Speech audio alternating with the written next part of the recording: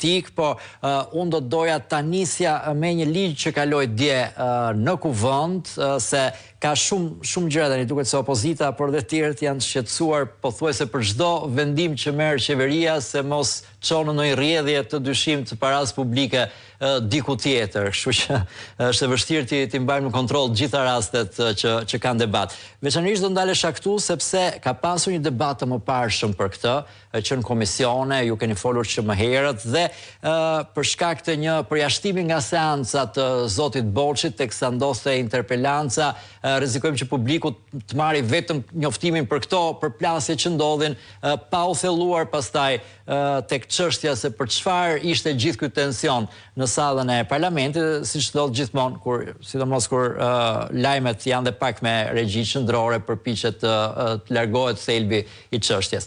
Është krijuar një agjenci kombëtare për shërbimet arsimore me siglën AKSHA, që kur e thua të kujton akshin dhe filloj me njërë dyshime edhe nga kjo, po kjo është AKSHA, ku shteti, Ministria e Arsimit, një pjesë të shërbimeve, vlerësimet e provimeve dhe të tjera, doja japi një privati, do të japi një bordi ku ka dhe privati tjerë. Tani do ma shpjegoni ju se pse bëhet kjo, pse këto shërbime nuk i bën vetë shteti, nuk i vazhdon t'i bëj Ministria e Arsimit siç ka ndodhur gjithmonë, po duhet t'i delegoj diku tjetër dhe çfarë kostoje mund të kenë qytetarët këtu. Shumë faleminderit, është shumë e rëndësishme për faktin se ne nuk patëm mundësi dje që ta diskutonim këtë gjë në parlament edhe të informonim edhe qytetarët mbi atë që ndodh. Parlamenti është kthyer në një punishte të ligjeve me porosi.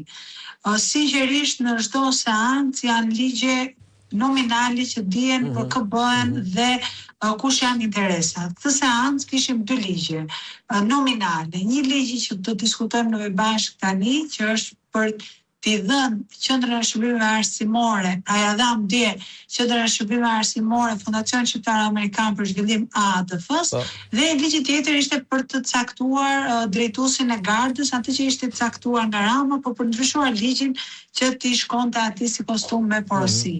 Tani unë dua të ndalem te ligji që më pyetët ju me drejtë se kush janë problematikat e atij ligji. Qendra e Shërbimeve Arsimore është një qendër shtetërore, organ i cili varet nga Ministria e Arsimit dhe ka testet e maturës shtetërore. Pra matura shtetërore organizohet nga QSH-ja. Ka licencimin, provimet e licencimit të profesioneve të rregulluara, mësues, infermier, gjithçka është nga QSH-ja. Ka njësimin e diplomave që vinë nga jashtë. Dhe së fundmi duan t'i fusin edhe testet ndërkombëtare, se kjo nuk është, por duan t'i ashtojnë tani, testet ndërkombëtare të gjuhëve të huaja. Të gjitha këto, QSH-ja i ofronte tani, i ofronte përkundrejt tarifave, ka një buxhet, i shkonte buxheti sot që ne flasim 1 milion euro në vit nga tarifat që merrte, dhe këto tarifa ishin para shtetërore, para që kontrolloheshin nga kontrolli i lartë i shtetit, para që shkonin në buxhetin e shtetit. Çfarë duan të bëjnë? Ju jeni njohës i jashtëzakonshëm i ligjit të trashëgimisë kulturore që ka bërë Mirela Kumbaro me ADF-n.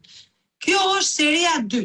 Kanë marrë të njëjtën ide dhe kanë bërë një ligj prapë në porosi për ADF-n, ku ADF-ja në fillim bëri një mbikëqyrje të QSH-s dhe arriti në konkluzionin me ekspertët e vet që QSH-n duhet ta merrte ajo vet. Duhet ta ktheni në agjenci autonome private,